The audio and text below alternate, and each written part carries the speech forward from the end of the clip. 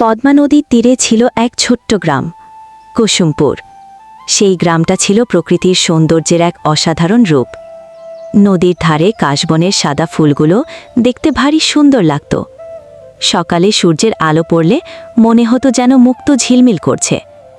গ্রামের ভেতর দিয়ে বয়ে গেছে একটি ছোট নদী। তার পানি কাচের মতো স্বচ্ছ। গাছের ছায়ায় শীতল বাতাস মন জুড়িয়ে দিত। পাখির কলরব আর ফুলের মিষ্টি গন্ধে গ্রামটা সবসময় মুখরিত থাকত।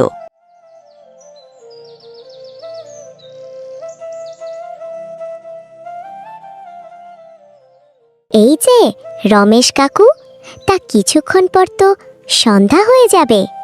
এখনো তুমি মাঠে কাজ করছো, বাড়ি যাবে না? হ্যাঁ, যাব তো। কাজটা সেরে নিয়েই যাব। তুমি কোথায় যাচ্ছ? আমি ময়নাদের বাড়ি যাচ্ছি। কালকে আমাদের পরীক্ষা, তাই ময়নাদের বাড়ি পড়াশোনা করব। আচ্ছা, দেখে শুনে যাস, কিন্তু তাড়াতাড়ি ফিরে আসিস। আচ্ছা কাকু, তুমি চিন্তা করো না। বড্ড বেলা হয়ে গেল না? আমি বরং বাসায় চলে যাই। শরীরটা খুব একটা ভালো লাগছে না।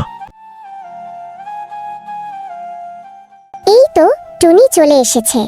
তুই জানিস তোর জন্য কতক্ষণ অপেক্ষা করে আছি আমি? আজ বড্ড দেরি হয়ে গেল। চল ঘরে চল, পড়তে হবে তো। না রে, আজ পড়তে মন চাচ্ছে না। চল না খেলতে যাই। চল মাঠে খেলতে যাই, আজকে পড়তে ভালো লাগছে না। কালকে তো আমাদের পরীক্ষা, খেলতে গেলে কি পরীক্ষা পাশ করব নাকি? আরে চল, আমি সব পারি। পরীক্ষায় পাশ করব ইনশাআল্লাহ। হ্যাঁ ঠিক আছে, কিছুক্ষণ পর তো সন্ধ্যা হয়ে যাবে, আর মা যদি জানতে পারে তাহলে কিন্তু খুব মারবে আমাকে।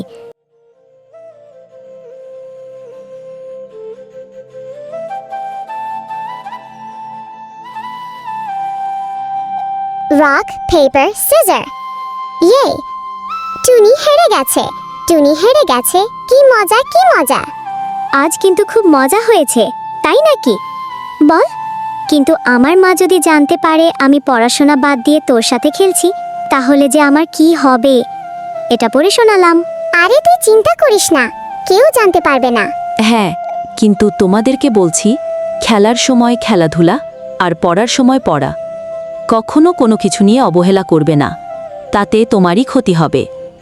আজকের জন্য বিদায় নিচ্ছি। দেখা হবে অন্য কোনো ভিডিওতে। আল্লাহ হাফেজ।